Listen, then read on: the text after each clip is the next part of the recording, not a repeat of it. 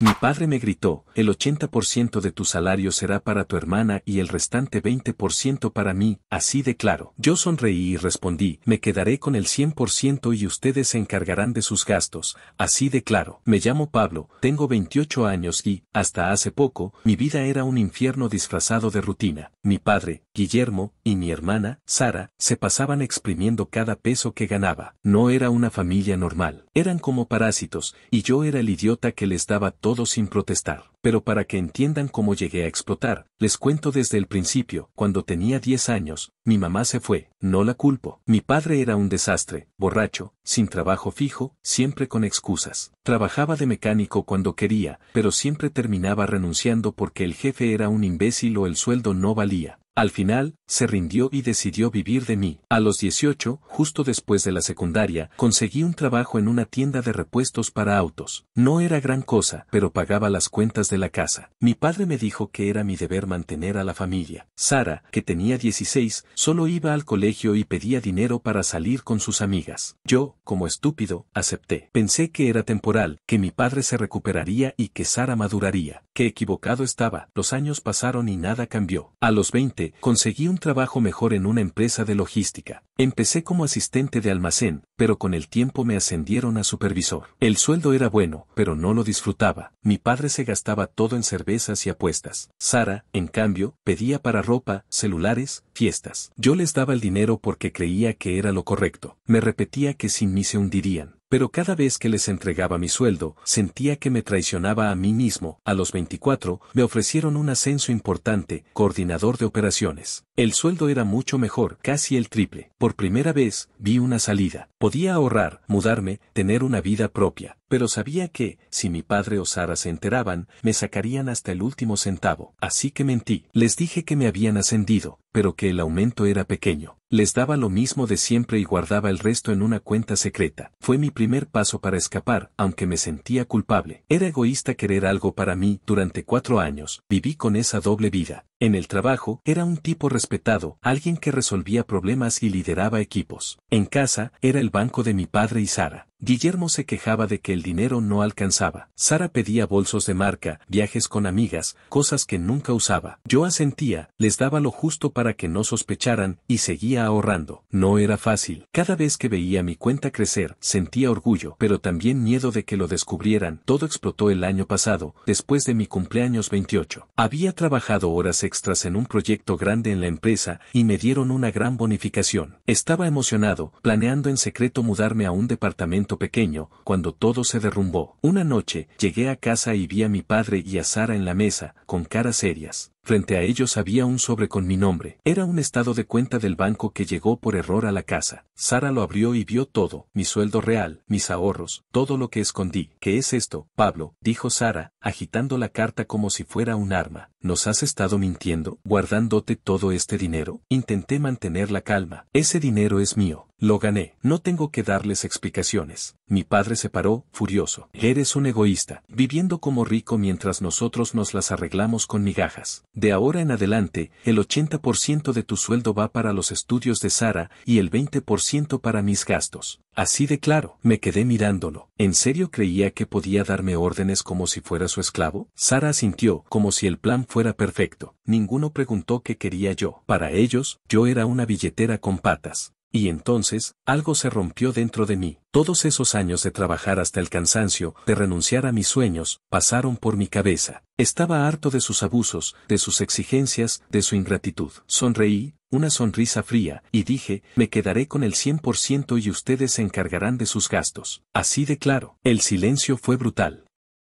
Mi padre abrió la boca, pero no dijo nada. Sara me miró como si le hubiera dado una bofetada. No les di tiempo de reaccionar. Agarré la carta y subí a mi cuarto. Esa noche, mientras ellos gritaban abajo, empecé a planear mi salida. No fue fácil decidirlo. Eran mi familia, y una parte de mí sentía que los traicionaba. Pero otra parte, la que había callado por años, me decía que ya era suficiente. Había dado demasiado. Era hora de pensar en mí. Los días siguientes fueron un infierno. Mi padre me gritaba, me amenazaba con echarme. Sara me mandaba mensajes llorando, diciendo que sin mi dinero no podría seguir con su vida. pero yo ya no cedía. Empecé a buscar un lugar para mudarme, en secreto, mientras seguía yendo al trabajo y fingiendo en casa. Cada noche, imaginaba cómo sería mi vida sin ellos. Libre, ese fue el principio del fin. No sabía cómo reaccionarían cuando me fuera, pero tenía claro una cosa, no iba a seguir siendo su cajero automático. Había aguantado 10 años de abusos. Ahora, era mi turno de vivir. Los días siguientes en casa fueron como caminar sobre un campo minado. Mi padre alternaba entre ignorarme y gritarme, como si pensara que podía hacerme cambiar de opinión a base de berrinches. Sara, por su parte, cambió de táctica, dejó de lloriquear y empezó a actuar como si nada hubiera pasado, con una sonrisa falsa, como si quisiera congraciarse conmigo. Pero yo no era estúpido. Sabía que solo querían que bajara la guardia para volver a controlarme. No les di el gusto.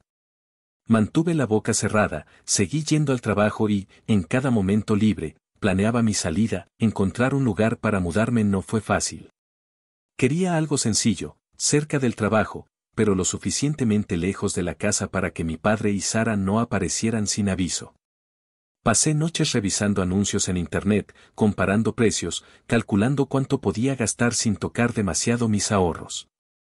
Finalmente, encontré un departamento pequeño en un barrio tranquilo. No era lujoso, pero tenía una habitación, una cocina decente y, lo más importante, era mío. Firmé el contrato a escondidas, pagué el depósito y arreglé todo para mudarme en 2 semanas. Cada paso que daba me hacía sentir más ligero, como si estuviera quitándome un peso que había cargado por años. En casa, seguía fingiendo normalidad. Respondía con monosílabos cuando mi padre hablaba, asentía a las quejas de Sara, pero mi mente estaba en otro lado. Planeaba cada detalle, qué muebles compraría, cómo organizaría mis cosas, incluso qué comería en mi primera noche solo.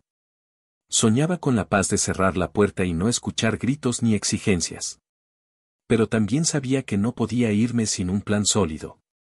Mi padre era impredecible, y Sara podía ser manipuladora.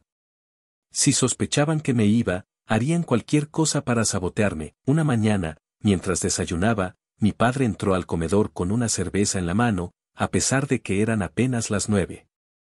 Se sentó frente a mí, con esa mirada de vamos a hablar en serio que usaba cuando quería algo. Pablo, dijo, tú sabes que esta familia depende de ti. Lo que hiciste, eso de guardarte el dinero, fue un error. Pero te perdonamos. Vamos a empezar de cero. Sara necesita terminar sus estudios, y yo, bueno, ya sabes cómo están las cosas. Hagamos las paces. Quise reírme, pero me contuve. ¿Perdonarme? ¿Por ganar mi propio dinero? Era increíble cómo se convencía de que él era la víctima. No hay nada que perdonar, respondí, tranquilo. Solo estoy tomando mis decisiones. Como adulto. Me miró como si le hubiera hablado en otro idioma 10 idiomas. No dijo nada más, pero supe que no lo dejaría pasar. Esa misma tarde, Sara intentó otro enfoque. Me encontró en la sala, se sentó a mi lado y puso cara de cachorro abandonado. Pablo, sé que estás enojado, y lo entiendo. Pero no puedes dejarme en la estacada. Mis amigas cuentan conmigo, tengo una vida, ¿sabes? Sin tu ayuda, no sé qué voy a hacer. Sus ojos se llenaron de lágrimas, pero ya conocía ese truco. No dije nada, solo me levanté y me fui a mi cuarto. Estaba harto de sus teatros, el día de la mudanza se acercaba, y la tensión en casa era insoportable. Mi padre empezó a dejarme notas en la mesa, con listas de cosas que necesitábamos pagar, facturas atrasadas, el supuesto alquiler, cosas para Sara. Yo las ignoraba, pero cada nota era un recordatorio de por qué me iba. Una noche, mientras empacaba mis cosas en secreto, escuché a mi padre hablando por teléfono en la sala. No sé con quién estaba, pero lo escuché decir, Pablo se cree muy listo, pero ya lo voy a poner en su lugar. Sentí un escalofrío. No sabía qué planeaba, pero no iba a quedarme a averiguarlo. El día antes de irme, hice algo que nunca pensé que haría, fui a hablar con un abogado. No quería problemas legales con mi padre en el futuro, especialmente porque la casa estaba a su nombre, aunque yo pagaba todo. El abogado me dijo que no tenía ninguna obligación legal de mantenerlos, pero que mi padre podía intentar demandarme por abandono o algo por el estilo. Es poco probable que gane, me dijo, pero podría complicarte la vida. Decidí que no valía la pena arriesgarme. Le pedí que redactara un documento que dejara claro que yo no tenía ninguna responsabilidad financiera con ellos. No planeaba mostrárselo, pero quería tenerlo por si acaso. La noche antes de la mudanza, me senté con mi padre y Sara en el comedor. Quería dejar las cosas claras antes de irme, aunque sabía que no iba a ser fácil.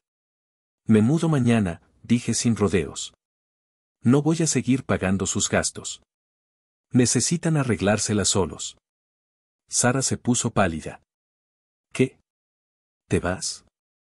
No puedes hacernos esto. Mi padre dio un puñetazo en la mesa. Y eres un desagradecido. Después de todo lo que hemos hecho por ti. No pude evitar soltar una risa amarga. ¿Todo lo que habían hecho por mí? ¿Cómo qué? ¿Vivir de mi sueldo? No dije nada. Me levanté y me fui a mi cuarto. Sabía que no había nada más que hablar. El día de la mudanza fue un caos. Contraté a un par de amigos del trabajo para que me ayudaran a llevar mis cosas al departamento nuevo. No tenía mucho, algo de ropa, mi laptop, algunos libros. Todo lo demás en la casa lo habían comprado con mi dinero, pero no me importaba. Quería empezar de cero. Mi padre estaba en la sala cuando me fui, sentado con otra cerveza, mirándome con desprecio. Sara intentó seguirme hasta la puerta, rogándome que lo reconsiderara. Pablo, por favor, no seas así. Somos familia. Cerré la puerta sin responder. Llegar al departamento fue como respirar por primera vez en años. Era pequeño, con paredes blancas y un olor a pintura fresca. Mis amigos dejaron las cajas en la sala y se fueron después de un par de cervezas. Me senté en el suelo, rodeado de cajas, y por primera vez en mucho tiempo, sonreí de verdad. Era libre. O casi, los primeros días fueron extraños. Estaba acostumbrado al ruido de la casa, a los gritos de mi padre, a las quejas de Sara. El silencio del departamento era casi inquietante, pero también liberador. Empecé a decorarlo poco a poco, compré una cama, una mesa, un sofá barato. Cada compra se sentía como un triunfo. Por primera vez, gastaba mi dinero en mí, pero la paz no duró mucho. Una semana después de mudarme, Sara empezó a llamarme. Al principio, no contesté, pero los mensajes no paraban. Pablo, por favor, necesitamos hablar. No puedo creer que nos hayas abandonado. Papá está furioso, pero yo sé que podemos arreglar esto. Los borré sin leerlos todos. Mi padre, en cambio, no llamó. Eso me preocupaba más. Conocía su carácter, y el silencio no era buena señal. 2 semanas después, recibí un mensaje de un número desconocido. Era una amenaza: si crees que puedes irte así nomás, estás equivocado. Vas a pagar por esto. Sabía que era mi padre. No respondí, pero guardé el mensaje por si necesitaba pruebas más adelante. También fui al banco y cambié todas mis contraseñas, asegurándome de que nadie más tuviera acceso a mis cuentas. No iba a arriesgarme. En el trabajo, todo iba bien. Mis jefes estaban contentos con mi desempeño, y me ofrecieron liderar un nuevo proyecto que podía significar otro ascenso. Por primera vez, sentía que mi esfuerzo valía la pena. Pero no podía relajarme del todo. Sabía que mi padre y Sara no se rendirían tan fácil. Una noche, mientras veía televisión, alguien tocó la puerta. Era tarde, casi las 10, y no esperaba a nadie. Miré por la ventana y vi a Sara parada afuera, con los brazos cruzados. Mi corazón se aceleró. Como había encontrado mi dirección, abrí la puerta, pero no la dejé entrar. ¿Qué quieres, Sara?, pregunté, seco. Por favor, Pablo, dijo, con los ojos llorosos. No podemos seguir así. Papá está fuera de control, no tiene dinero, y yo, no sé qué hacer. Hizo una pausa, esperando que dijera algo. Pero no dije nada. Sé que te hemos tratado mal, pero podemos cambiar. Dame una oportunidad. No, dije, firme. Ya di demasiado. No voy a volver a lo mismo. Cerré la puerta y escuché sus sollozos desde afuera. Me sentí mal, pero no cedí. Sabía que, si la dejaba entrar, volvería a caer en el mismo ciclo. Esa noche no dormí bien. Una parte de mí seguía sintiendo culpa, pero la otra, la que había despertado aquella noche en la que les dije que no, me decía que estaba haciendo lo correcto. Los días siguientes fueron una mezcla de alivio y paranoia. Cada vez que sonaba el teléfono, temía que fuera mi padre con otra amenaza. Pero también empecé a disfrutar de mi nueva vida. Salía con amigos del trabajo, iba al gimnasio, incluso empecé a planear un viaje corto, algo que nunca había hecho porque todo mi dinero se iba en mi familia. Me sentía como un extraño en mi propia vida, pero un extraño feliz. No sabía qué me esperaba. Mi padre no era de los que se rinden y Sara era experta en manipular. Pero por primera vez, tenía algo que ellos no podían quitarme, mi decisión. No sabía cómo terminaría esto, pero estaba listo para pelear por mi libertad. Las primeras semanas en mi nuevo departamento fueron como un sueño extraño. Me encantaba la tranquilidad, poder cerrar la puerta y no escuchar gritos ni exigencias. Compré una planta que puse en la ventana, un sofá barato y hasta empecé a cocinar, algo que nunca hice en casa de mi padre porque siempre estaba agotado. Pero no podía bajar la guardia. Los mensajes de Sara seguían llegando, cada vez más desesperados. Pablo, por favor, hablemos. No nos puedes abandonar. Los borraba sin leerlos todos. Mi padre, en cambio, estaba en silencio, y eso me ponía más nervioso que sus gritos. Conocía su carácter, y el silencio no era buena señal. Unas 2 semanas después de mudarme, recibí una llamada de un número desconocido. No contesté, pero dejaron un mensaje de voz. Era mi padre, con un tono frío que me dio escalofríos. Pablo, no creas que esto se acaba aquí. Hablaremos pronto. Guardé el mensaje y tomé medidas. Cambié la cerradura del departamento y hablé con el portero del edificio para que no dejara entrar a nadie sin mi permiso. También contacté al abogado de nuevo, quien me dijo que guardara cualquier prueba por si las cosas escalaban. Si te amenaza, puedes pedir una orden de alejamiento, me explicó. No quería llegar a eso, pero me preparé por si acaso. En el trabajo, las cosas iban mejor que nunca. El nuevo proyecto que me asignaron era un desafío, pero me hacía sentir útil. Mis jefes estaban contentos, y en una reunión me dieron una placa de líder destacado. La puse en mi escritorio, y cada vez que la veía, me recordaba que estaba construyendo algo para mí. Pero la culpa seguía ahí, como un peso en el pecho. A veces, me preguntaba si estaba siendo demasiado duro. ¿Y si Sara realmente necesitaba ayuda? ¿Y si mi padre estaba en problemas serios? Luego recordaba los años de abusos, las veces que me gritaron por no darles más, y la culpa se desvanecía. Un mes después de mudarme, recibí una visita inesperada. Era mi tía Clara, la hermana de mi madre. No la veía desde que era niño, cuando mi madre se fue. Vivía en otra ciudad y nunca se llevó bien con mi padre. La dejé pasar, sorprendido. Se sentó en mi sofá, con una bolsa de tela en la mano y una expresión preocupada. Pablo, vine porque Sara me llamó, dijo. Están en problemas. Dicen que no tienen dinero, que podrían perder la casa. Sentí un nudo en el estómago, pero no dije nada. Clara suspiró. No estoy aquí para pedirte que vuelvas. Solo quiero saber si estás bien. Sus palabras me golpearon. Era la primera vez en años que alguien me preguntaba cómo estaba yo, no cuánto podía dar. Le conté todo, los años de trabajo, las exigencias, la pelea final. Ella escuchó en silencio, y cuando terminé, puso una mano en mi hombro. Hiciste lo correcto. Nadie debería vivir así. Antes de irse, me dio su número y me dijo, si te buscan, no cedas. Ellos eligieron su camino. Esa conversación me dio fuerza, pero también me dejó pensando. ¿Qué tan mal estaban las cosas para mi padre y Sara? Una parte de mí quería saber, pero la otra me decía que no era mi problema.